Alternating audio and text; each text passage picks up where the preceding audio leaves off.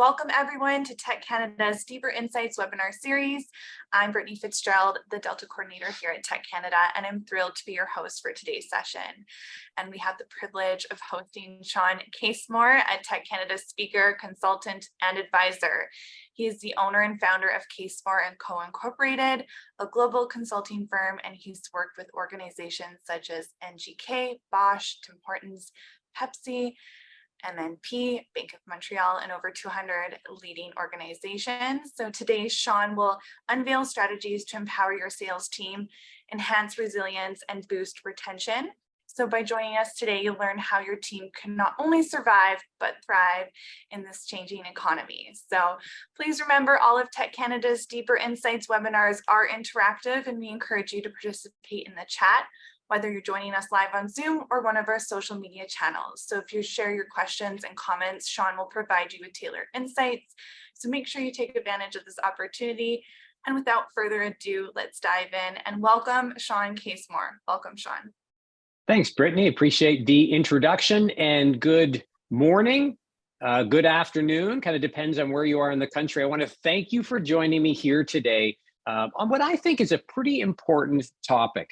What we're going to talk about today, and I've got a little bit of an agenda I'll walk you through, but we're really going to talk about how to get your sales team in a tougher economy in the right frame of mind so that they can be effective. So we're going to talk about different aspects of how you can do that. So whether you are a business owner, an executive, a leader, or a sales leader to some degree, this is all applicable, to you. Okay, so that's the overview. We'll plan to wrap up here in about 50 minutes, about 10 to the hour, just to answer any questions. But as Brittany mentioned, please feel free to ask them as you go, and Brittany's going to help me to ensure that I answer them specific to your organization and your situation. So appreciate you taking time out of your day to join me. And with that said, let's jump into it. Now, here's our objectives. Here's what we're going to talk about today specifically, okay? We're going to talk about why you need to set and sell a compelling future for your sales team. We're also going to talk about how to introduce measurable motivation that drives higher levels of performance. What does that mean, and exactly how do you do that? And then the steps to launch an effective framework for coaching your team to increase sales. Okay, so that's our objectives. That's what we're going to talk about today. And this really comes from my latest book, The Unstoppable Sales Team, which you'll see later, which kind of breaks down these as key aspects to building a high-performing sales team in today's economy, which, depending on what you're selling, can be a little bit tough. So with that said, let's start here. 56% of your sales team are actively searching for a new job right now. Now, let's quantify that for a minute. Depending on your company, your sector, your culture, how things have been in the market, are your salespeople finding it tough to sell or not, right? This may not apply, at least to this level. However, this study conducted by Harvard Business Review recently, right, 2022, I think was when it was actually released, suggests that over half of your sales team is actually looking for a job right now. Now, I'm going to say something. I thought of this when I was putting this together. I want to say it because I think it's important, and I don't want to forget it. If you found it difficult to hire certain professions, so there's been a shortage of tradespeople, for example, across Canada. In fact, it's beyond, right? In some cases, it's across North America and beyond that. You're going to find that salespeople, good salespeople, are even harder to find. I'm going to say that one more time. Good salespeople have become, I don't want to say impossible to find, but extremely difficult to find, okay? And what I want to suggest to you is that even if one of your salespeople is considering leaving, that's going to leave a big hole. So it's important that we recognize that A, there may be some people right now that are considering leaving in sales and you don't know that yet. B, those people, when they leave, it's going to be really hard to find good people to fill their role. And C, even if you're thinking, okay, that person isn't really a top performer today, so if they go, that's okay, right? I'll find somebody else that is a top performer. That's going to be a challenge. And ultimately, not only is it going to be a challenge, it's going to cost a lot of money, okay? They're demanding high salaries because demand is there. So 56% of your team, or let's say some of your people, are thinking of leaving. You need to be aware of that. Now, with that said, let's be a little bit more optimistic here. Are there some things, what are the drivers behind why your sales team, why these people are thinking of leaving? What's driving this behavior? I work with sales teams across Canada, throughout the US, and even some teams globally. So these are insights that I'm sharing with you based on my own experiences, but also based on what I've noticed based on different organizations and their sales teams. So this is a stat that I pulled out of a HubSpot survey that I want to speak to. Over 46% of people in sales today didn't want a career in sales. Now, if you've been in sales or been around sales, you know that a lot of people that land in sales just didn't intend to be there. There's not a lot of programs that support developing salespeople through their post-high school years, right? Through their post-secondary school. Rarely can you find a program that says, hey, I want to be a sales leader, a sales executive, a sales professional. So after high school, I'm going into this program. There are some programs, obviously, that offer some of those skills as complementary, but it's not really considered a trade, or it's not really considered specific expertise. You can gain those insights in other organizations and throughout other organizations. However, there's not a clear career path. And most of the people in sales today, and it's been this way a long time, didn't intend to be there. They just landed in sales, oftentimes because they were good with people. They've got the right personality and they're comfortable with talking to people and asking for the sale. So that's a good thing, but recognize that if I didn't want a career in sales and things aren't going as I would like them to be, am I more inclined or less inclined to leave? Chances are more inclined because I'm going to say, look, I didn't want this to begin with anyways. So let me find something else. Okay, so that's point number one. Point number two, technology and the advancement of technology is necessitating more complex skills. I'm going to show you a slide on this, and I'm not going to dive into technology today. That's a whole nother topic, but I'm going to suggest to you that the amount of technology that is being introduced into the role of sales professionals, even if you're saying, well, Shawn, all we have is a CRM system and that's it, that's fine. But there are all sorts of apps and different applications that sales professionals can use and are using that are designed to be helpful.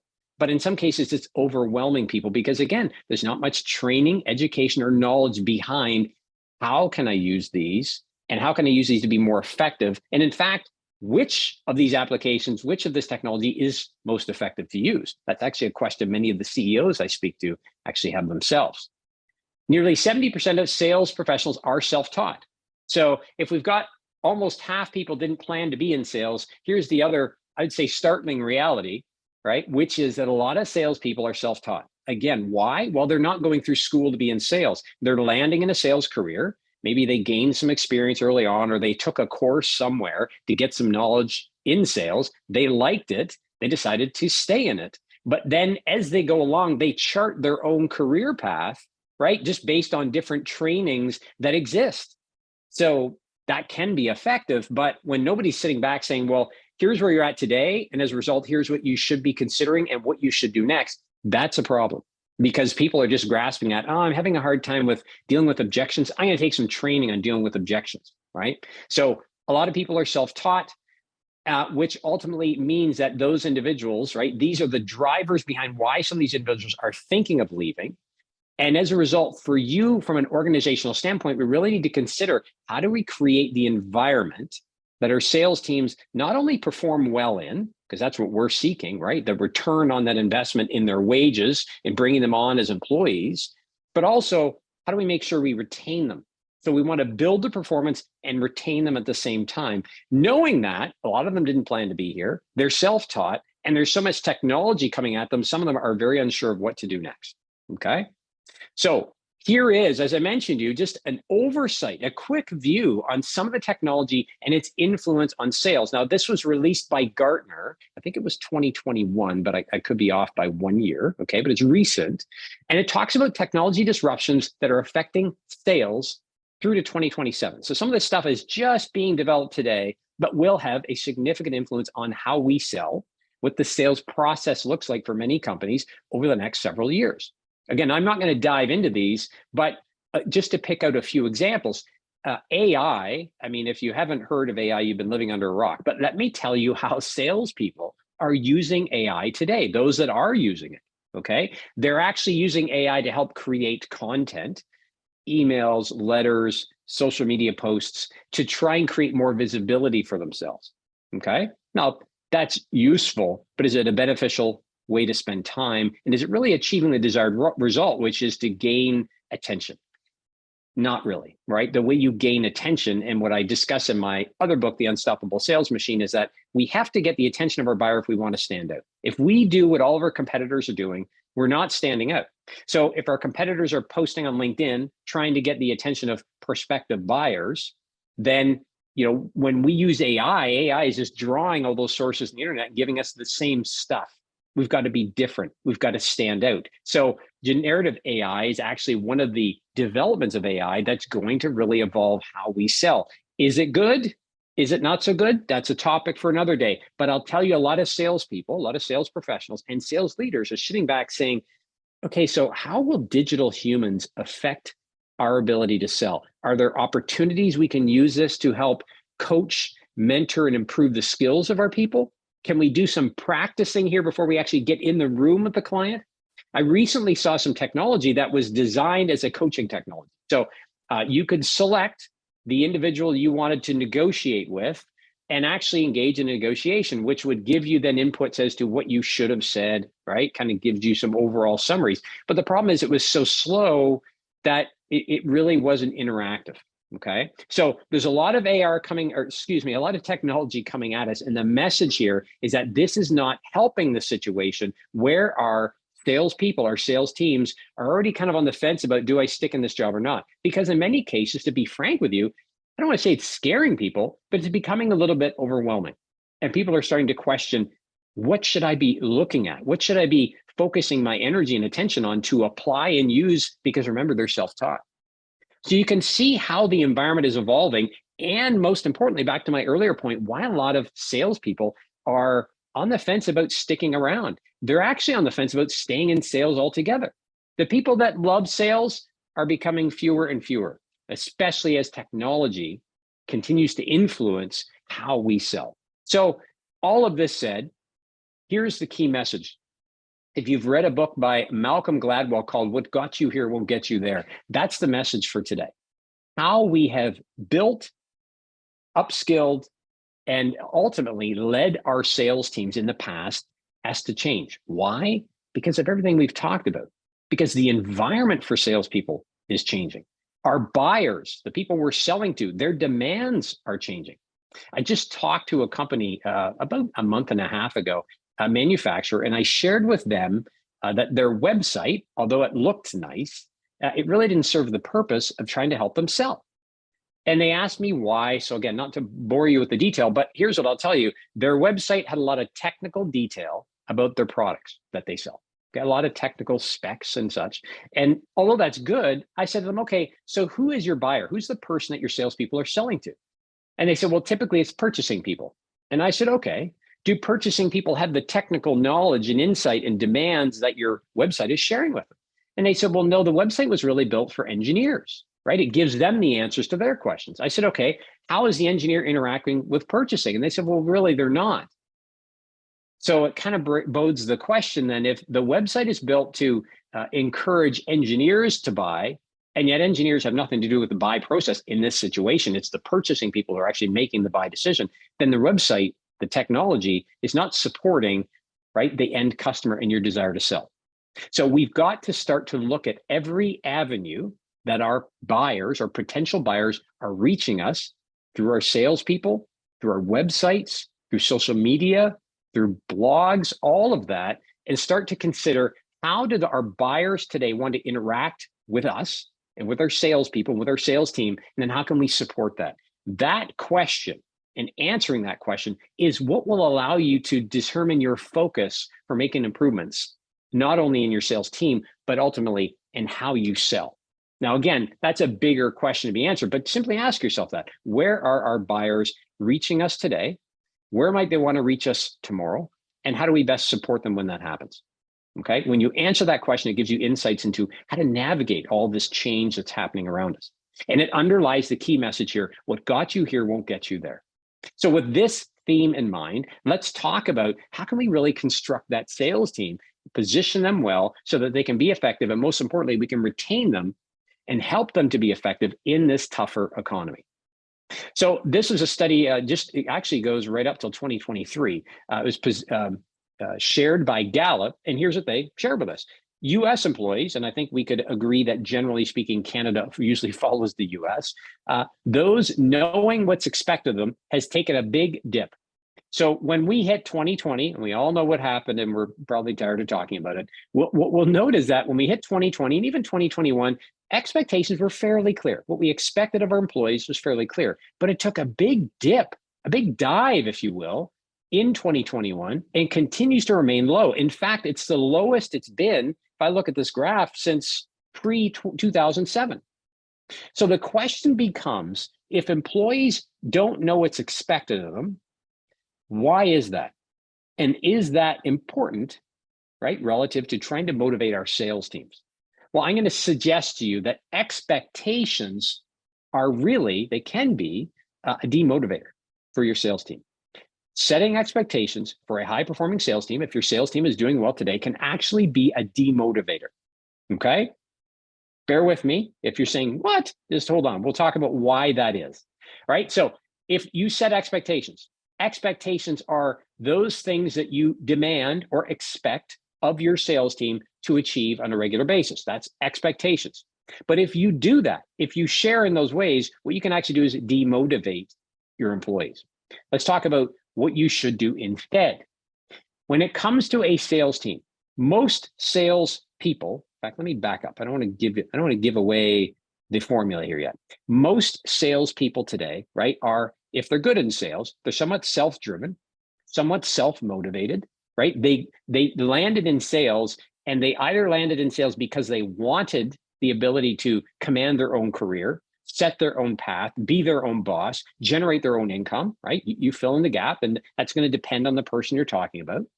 So either that was the situation that they were pursuing, or they're in sales as temporary and they want to move to something else.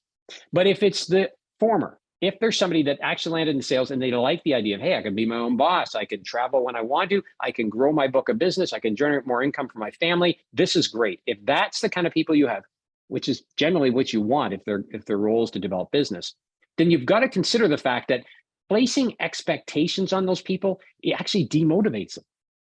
When I worked in an organization, a very large company back 2007, 2008, right? Because I started doing this in 2010. When I worked there, I recall one thing that stands out for me is that there was a very large parking lot, and there's a lot of safety rules that you had to follow. One of them was that when you parked your car in the parking lot, whether that's when you arrive in the morning or if you drove around during the day and came back to the parking lot, you were to reverse into your parking spot and honk the horn twice before you did so. And if security observed you doing anything else, such as driving in frontwards, maybe you're late for a meeting, right? Or you reversed but didn't honk the horn, there would be a notice go to your vice president, who would then in turn was supposed to talk to you about the expectation on how you park your car. Now, I'm going to tell you the reason for that expectation was to avoid collisions and problems, because if that happened, it would be a bigger issue. I get it. But one day when I was late to a meeting and I drove in frontwards and my VP got a ticket, and he called me in the office. He said, Shawn, I got a ticket. How did you park your car yesterday? And I told him what happened. He says, okay. And he ripped the ticket up and threw it out. And I said, okay, what's the ticket for? He says, well, it's the expectation. You're supposed to park your car in a certain way. But he said, like, it's not realistic based on what you described to me. You did exactly what I would do. You see, when we set expectations, there's a few problems that can exist. Number one, those problems, those expectations can be demotivating. Because here was my thought. Are you serious? I was racing to make a meeting on time. I had no other choice. If I would have backed in and honked the horn, I would have been late for a meeting I was already running late for. I immediately after the meeting went out, moved my vehicle and parked it the correct way. I didn't hurt anybody. There was nobody around. And yet my VP gets a letter? So it was demotivating to me. It was demotivating to the VP because he didn't want to waste his time on this expectation. And the fact we had to have a meeting about it itself was a problem. We're wasting company time. Now, that may seem like a silly example to you, but I'm going to suggest that when we set expectations for specifically high-performing sales teams, we're not talking about general employees here, high-performing sales teams, you've got to be very, very careful, because the wrong expectation on the wrong person can demotivate them. And suddenly you've got a bigger problem, which is that person saying, look, I'm being micromanaged. These expectations don't make sense based on my role. And as a result, I'm considering leaving. And the bigger your organization is, the bigger your sales team is, the more likely you're going to set general expectations to try and manage everybody. But I'm telling you now, you're going to have to do one of two things to keep them. Number one, pay them more money, or number two, you won't keep them. You'll lose them, right? So what can you do instead? What actually drives high performance and motivates high performing sales professionals, high performing sales teams in today's environment? What you want to do is set challenges. Why? Well, challenges inspire growth. They weed out those who aren't self-driven, allowing a sales leader, for example, to say, okay, this person maybe isn't a fit in our sales department because they seem to be not self-driven, right? They're not driven to pursue opportunities, so therefore they're maybe not a good fit for the role.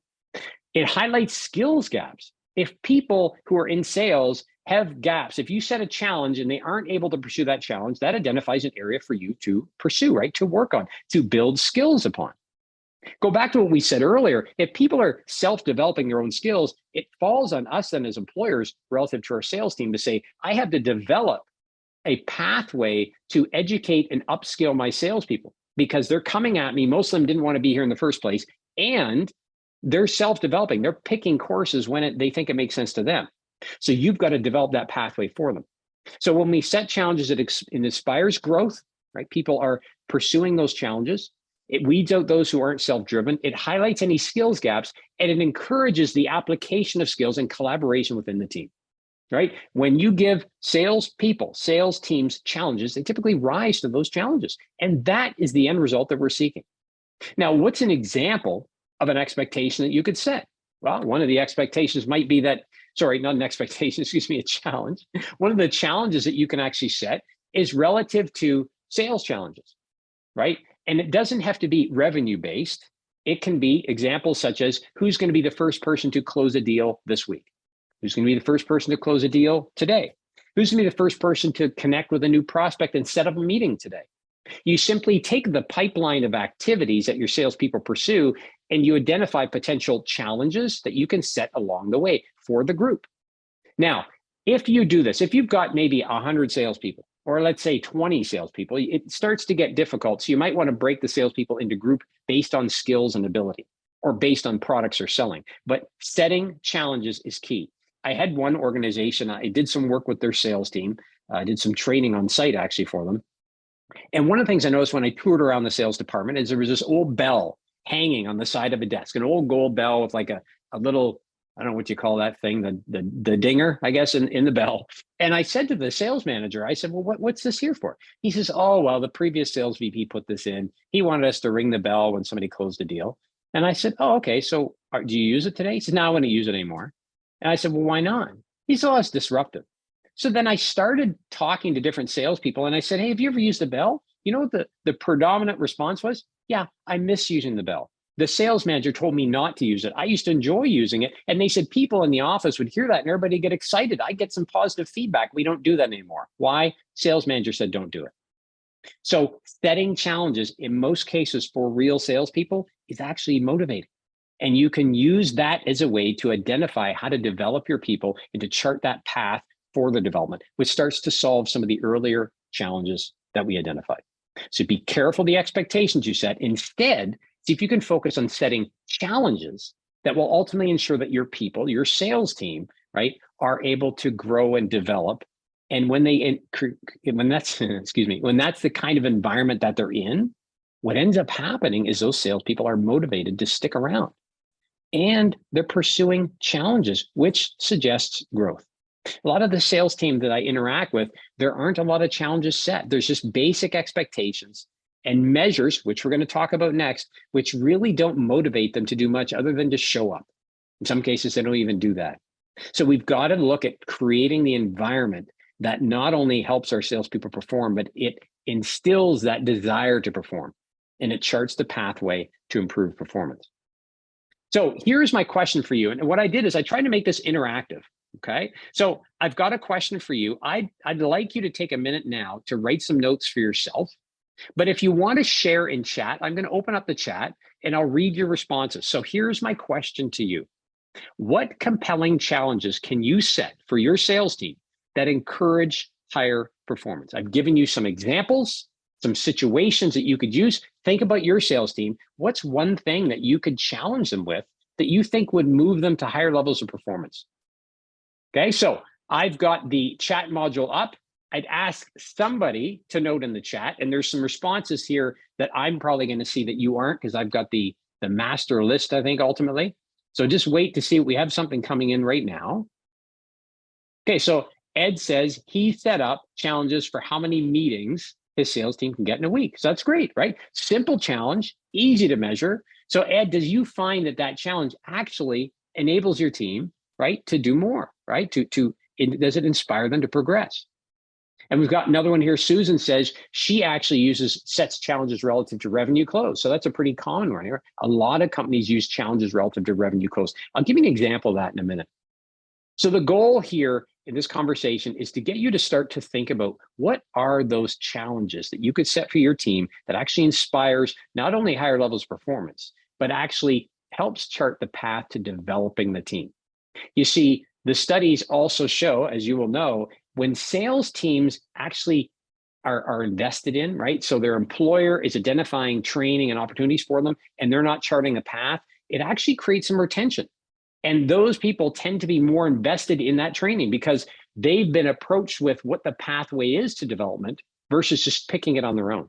And there's a belief from the sales professional's standpoint that, okay, if my employer says these are the things I need to take, these are the steps and the training I need to take, then as a result, I better take those things because it's going to help me be more effective in my job. So you're helping them.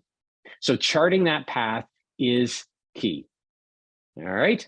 Okay. Oh, and Chris, sorry, Chris, I missed, you have a comment there as well. So planting a flag in a new geography and penetrating a new geographical market. Yeah, absolutely. If you've got a big map you can post of the US, of Canada, of whatever country you want, and you're trying to move into new territory, you can use and post little flags or little dots where you have clients.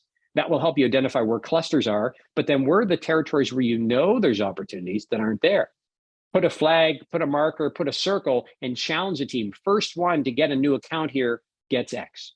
Remember, salespeople are often self-driven, but also they enjoy rewards, and it doesn't have to be financial, right? So you can set these challenges, and it's a great way to actually inspire higher levels of performance. Okay, all right, hopefully you've got a couple ideas from that. Let's keep moving. Next thing I want you to consider, there's a lot of statistics here today, but I share these because I think it really frames the conversation that we're having. All right, so Gartner in 2022, so just last year, identified that 89% of your sales team are feeling burned out from work. Now, I'm going to suggest that you've probably seen a similar stat for everybody, post you know what, okay? I'm not going to say it. I'm tired of saying it. So 89% of your sales team are feeling burned out from work. Why? Well, here's what's happening, right? If you think about what happened in 2020, when the environment we were in was maybe a little bit different than what we were expecting. Usually we backed off a little bit in our salespeople, at least initially. We said, okay, hold on, we got to figure out what's going on. Let's just check in with our customers and let's not be too intent. We just wanted to make sure everybody was good, right? But then as we moved into 2021, those customers who were buying from us, those customers who were interested in working with us, the tide started to shift. And many of those customers started to say, you know what, I really appreciate you helping me in the last year, but we're starting to look at budgets again and your price is a little bit high. In the words of some of my clients, the loyalty that customers were showing us as a result of us assisting them in 2020 was out the window by late 2021 and early 2022, right? Loyalty was gone. And as we've continued into 2023 and the economy has tightened, there's even more pressure, right, on price, on delivery, on quality. Any patience that our customers have had in the past is kind of out the window, right? So the sales team has worked through, as many of us had, these uncharted waters, these weird situations that we experienced during 2020. I'm doing my best not to say the word. So they had this, which is kind of stressful for everybody to some degree. And then pressure was on at some point to say, okay, we got to get sales back up. So let's get on top of that. Many sales teams were actually pushed to introduce price increases, which if you've oversold, that can be a little bit of a challenge depending on who you're dealing with. And then 2021 and 2022 and moving into 2023, things started to slow and the pressure's on sales now. Holy cow, sales are slowing. We had maybe some spikes or some opportunities that disappeared. What now? So a lot of salespeople are really feeling burned out.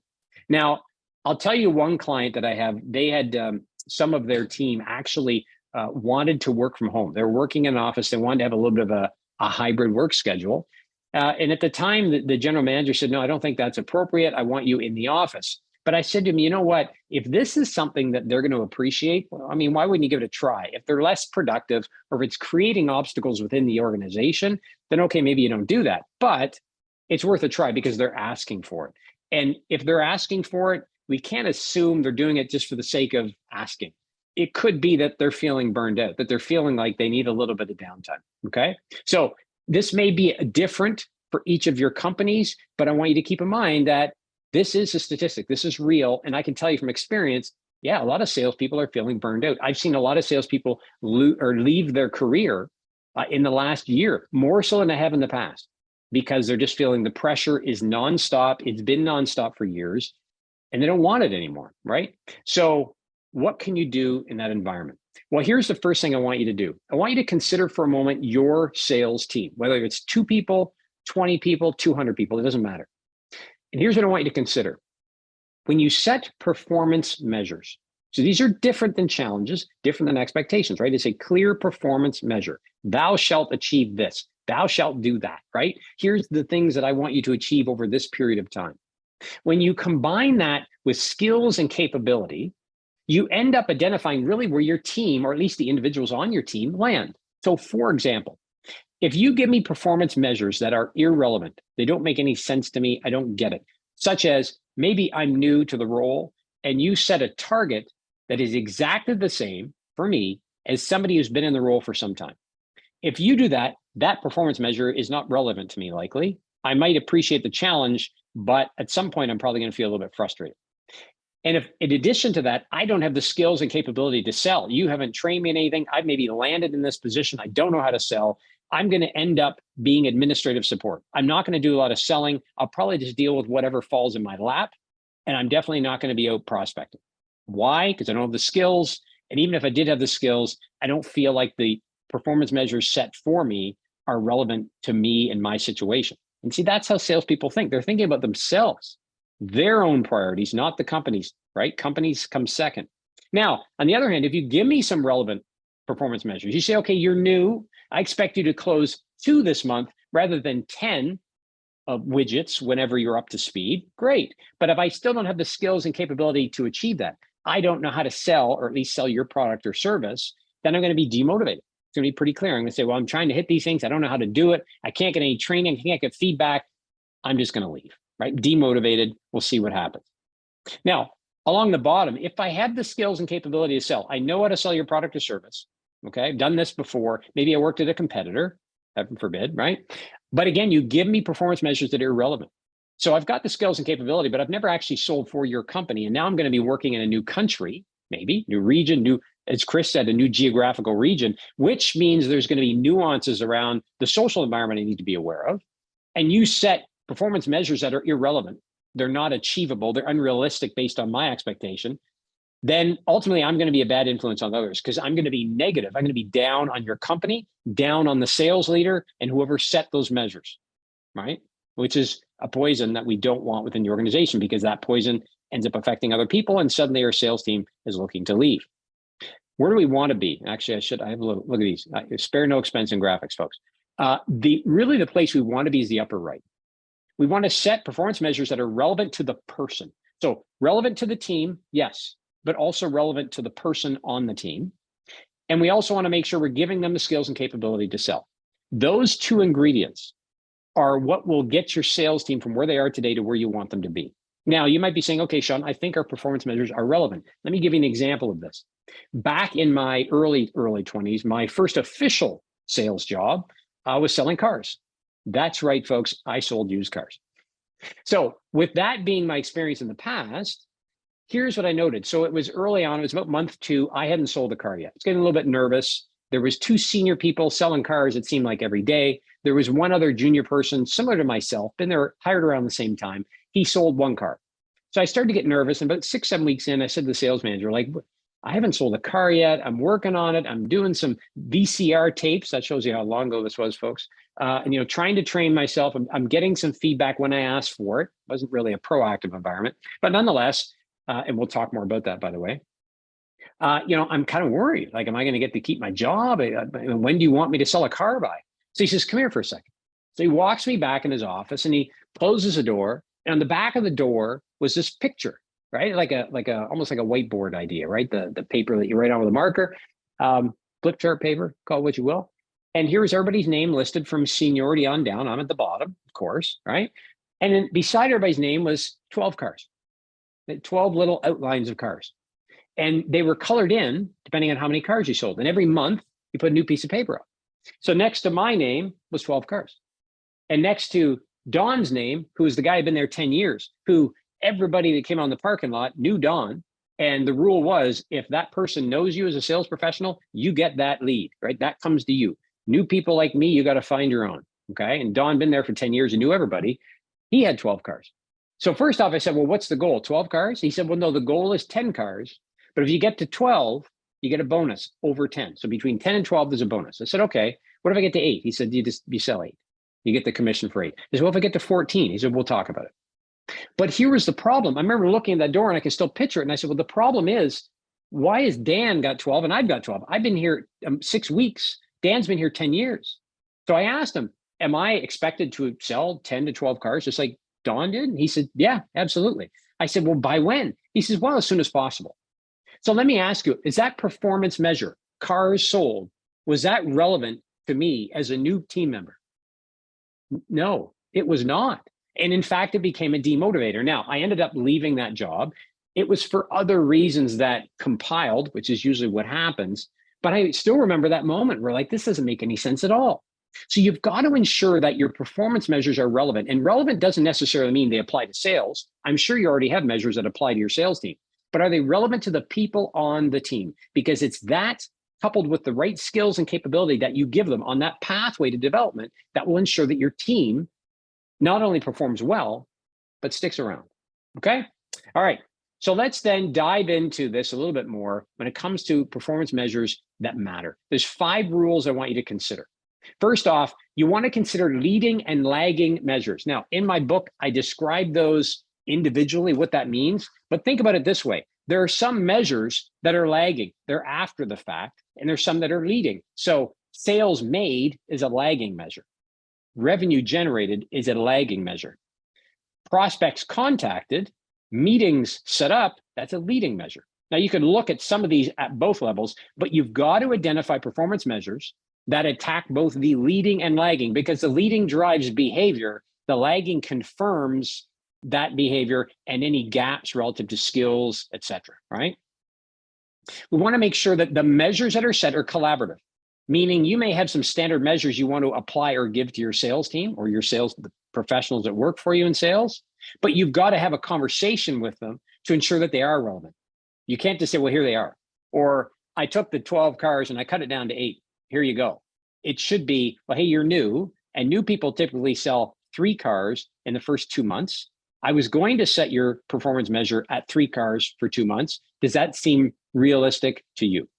Right? That's the collaboration. There's got to be a dialogue to make sure these are relevant. Individualized measures influence individual development. So when I set measures by an individual basis, they allow me to identify the development needed on an individual basis. So don't put your team through objection training, right? You want to look at the people who are struggling with objections, which is holding up, right, their ability to sell, which you'd see from your leading measures of I've got meetings, but I'm not making the lagging measure of sales. That drives the idea that, okay, so now I've got to work on these areas. One of those is objections. I'm going to take these 2 people that seem to struggle there, and that's where we're going to focus development for them. Measure visibility creates clarity and focus. What I do like about what my manager did is he had everything visual. I'm a visual kind of person, but there's nothing wrong with posting this. This should have been out in the room. If they were relevant, if those number of cars was actually like this, where Don had 12 and maybe I had 3 and people in between had fewer than Don, right? You could post that anywhere. You don't want customers to see it, but you do want the sales team to see it. And you want people to be clear in the expectations of others. As soon as it seems like it's in private, that's when you start to get problems. People start to talk. And then if they don't know the context as to why Shawn only have to sell 3 and I'm selling 10 or 12, now that's when problems create because people start to feel like there's an unfairness, okay?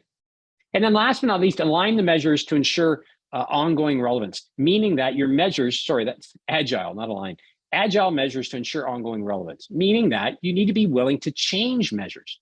Don't set it and forget it. That's not how you set performance measures. Times change, people change. If I sent you to objection training, I would expect, and therefore I would change your performance measures through a conversation, that you would close more deals. And your measures should reflect that. We're going to talk about it first. Okay, so the second thing I want you to consider is that the performance measures you set for your sales team need to be relevant. They need to be relevant to today's economy. They need to be relevant to the people on your sales team, their skill level. And that's what's going to ensure that not only do you get a higher level of performance, your people stick around, right? Your sales team sticks around. And they feel like in a tougher economy, when it is harder to close, they feel like the measures reflect that and you're being fair to them. If you're saying today, I expect you to close exactly what you closed last year, and yet you know the economy's down, it's tougher to sell, does that make any sense? Would you feel like that's fair if you were in sales? Probably not. All right, so let's keep moving here. Next question. Now, this is just, again, I put these in here because I want you to have a chance to make some notes for yourself, okay? So next question for you is, what changes to your existing sales measures will motivate higher performance? If you've got any ideas from what we just talked about, I'll give you a minute right now to make a note, okay? It's actually my time to sneak in some water, so I'll do that twice. All right, okay? And by the way, if you'd like a copy of these, you can reach out to me. I'll give you my contact information here at the end. Happy to share them with you, okay? And I think there's also a handout I provided that should be easily downloadable where you can make these notes. You should have a copy. I think it was included when you signed up, so feel free to use that as well. All right, let's keep going here. Last statistic I'm going to give you today. This is a day of statistics. 60% of sales reps say they're more likely to leave their job if their manager is a poor coach. So again, if our goal today is to talk about, well, how do I take my sales team and get them to perform at a higher level, considering the economy, things are a little bit difficult, I got to keep them motivated, I don't want to lose anybody. Coaching is the primary tool that sales leaders have to improve performance. That's it. You can send people on training, right? But until you coach them in the application of that training, there's not a lot you can expect. As a sales leader or as maybe a president or executive that leads a sales team, coaching is your predominant tool, your primary tool for impacting the performance of your sales team. But if that coaching does not help them sell more, if it's not catered to the individual, there's some problems, because that's where you're a one-to-one basis with people, and that's where personalities tend to shine and can clash, leading to your salespeople wanting to leave. And again, you've got to remember, most sales leaders, most executives are driven people. They're motivated, they're self-driven, right? But if you place that person with a salesperson who is similar, sometimes that doesn't always work so well. So we've got to be aware of that. No, here are some pillars to consider for effective sales coaching with your team, okay? I'll just put all 5 of them up. First of all, it's awareness, benefit, belief, ability, and results. So many of the people, the executives that I know in sales coach, right? They all coach. The problem is some of them don't really coach effectively. They see coaching as talking rather than having a dialogue. And they don't understand that there's actually steps you should follow in each coaching conversation. Those steps are awareness, benefit, belief, ability, and results. So here they are. First off, awareness. You need to understand before you coach somebody, before you coach your sales team or an individual on the sales team, you need to understand what are the gaps that are existing. What are the gaps you're observing? What are you trying to address? And there's got to be a mutual understanding. If I'm trying to coach you on how to close more deals, and yet you think you're closing enough deals, you're not receptive to my coaching. So the first step to any coaching is that awareness. So that might look like this. I might say, look, Shawn, I want to sit down and talk to you. Would you agree that you've been selling 3 cars? I'll stick with the same example for a period of time now. And really the goal is to get to 12. Would you agree? Now, if I say no, okay, I'm going to change my approach, right? Because the awareness is not there. But if I say, yeah, great. Check 1, you're aware that there's a problem. Okay, you're aware there's a gap. Then I move to step 2, benefit. What's the benefit if this individual I'm coaching actually engages in what I tell them? I've got to sell them. It's no different than sales. I've got to sell them on applying what we're going to talk about to achieve the results. If they're not sold, they won't apply. I won't see a change in their behavior. So what's the benefit? So again, following that same example, I might say, look, Shawn, I want to get you to 12. And of course, if we get you to 12, that's going to increase your commission Is that something of interest to you? Say, absolutely it is. Great. Now I realize there's a benefit. We're both on the same page. Then there's got to be a belief. So the person I'm coaching has to believe that they've got the skills and tools currently, or they can easily access them before they're going to move forward. So I might say, well, it seems to me like in your meetings, you're getting stuck on objections. Is that fair? And then we're going to have a conversation, but where is that person getting stuck? What are the gaps? I might have in my mind what the gaps are, but there's got to be a dialogue to verify that in all of these cases. You notice that, right? I'm working with the other person to ensure we're on the same page so that we can create a plan to move forward together. Coaching is not talking, it's a dialogue, okay? So I've got to, and then if there's skill gaps, I'm going to identify how we're going to capture those skills. Is it going to be mentoring with somebody? Am I going to coach you on it? Are we going to do some training on it? Whatever the case might be. Maybe it's just more experience, okay? Once I get the belief covered that yes, they believe that we can gain those skills, right? Or gain the ability to address this issue, then I'm moving to the ability portion, which is the person has to agree to change. You know, I've had a lot of coaching clients over the years where we go through this, they say, yeah, there's a problem, there's a gap, we agree on that. Yeah, there's a benefit to them, they're good there. Yeah, there's a belief that there are skills out there that they can use to apply, but guess what? They don't apply them, right? Because coaching is about behavior change. I can tell you, here's how you prospect. I can tell you, here's how you deal with objections. I can tell you these different skills. I can give you tools. I can give you resources. I can give you steps. I can give you process. But if you don't want to change your behavior, which is your ability, we're not going to achieve the results. And that's usually the biggest stumbling block to successful coaching. You've got to work with the individual to create a perception that they can change, that they can do these things and achieve the results they desire to achieve. And then last but not least, we have to achieve the results, which means sometimes we're going to create the ability, but then maybe go back to the belief and change up the tools. Maybe we're wrong the first time. We're going to keep driving until we see the results. Once we see the results, right, now that other person's on board. And now that they're on board, they see the results, they gain the benefit, they're going to be more open to further coaching conversations. The number one issue to sales team and specifically sales professional performance is poor or ineffective coaching. Either they don't get coaching or the coaching they're getting is not helpful to them. And the reason is because it's not following these 5 pillars.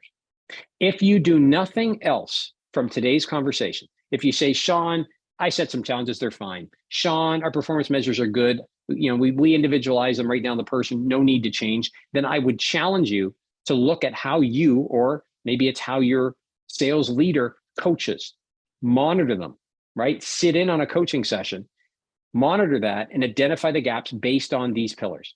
Because if these are not followed, you will not achieve the results you're seeking. And where you're not achieving results you're seeking, ask yourself, how can I improve my coaching in order to get there? Okay, so these are the pillars to effective coaching. So ultimately, as I mentioned, ineffective sales coaching is your biggest barrier to strengthening your sales team in a tough economy. You've got to talk your people through this. And sorry, bad choice of words. You've got to coach your people through this. Coaching is not talking. You've got to coach your people through this, right? Because you know things will get better. The economy will rebound at some point, right? The interest rates will come down. Customers will have a willingness to open their pockets a little bit more and buy. But for some salespeople, it's tough out there and they're demotivated. And if you go back to my earlier slides, that's leading some of them to want to move on.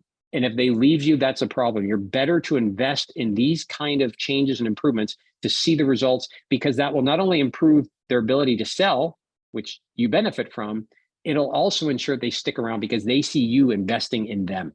That's what makes people stick around. That's why those people that stuck around post-COVID that didn't leave their company, in many cases were the people that had a personal interaction with somebody in a leadership role during COVID that they felt like, hey, this person within this company cares about me. They're still here. I'm still here, right?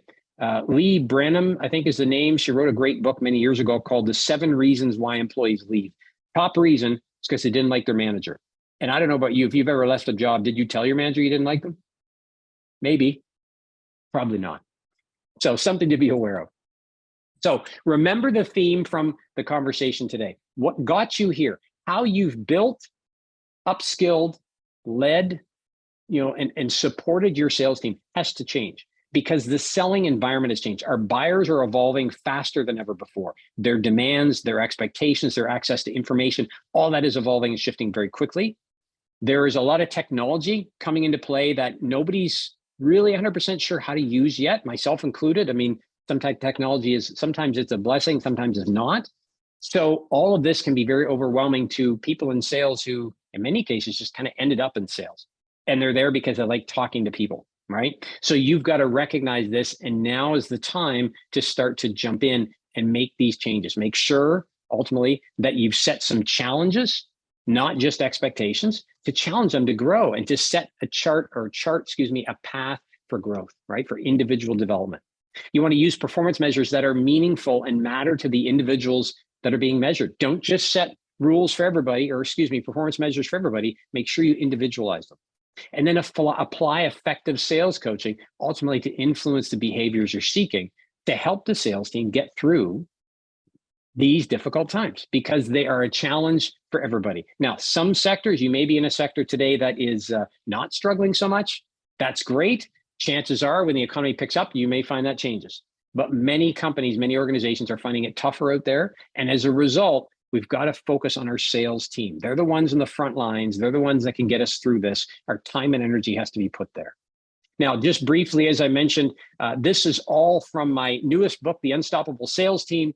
So if you'd like a copy, here's my offer. Feel free to reach out to me, and I'm happy to send you one. You can reach me, obviously, on LinkedIn, on my website, or if you want a deep dive, if you want to talk about how does this apply to my team, feel free to reach out. I'm happy to have a conversation.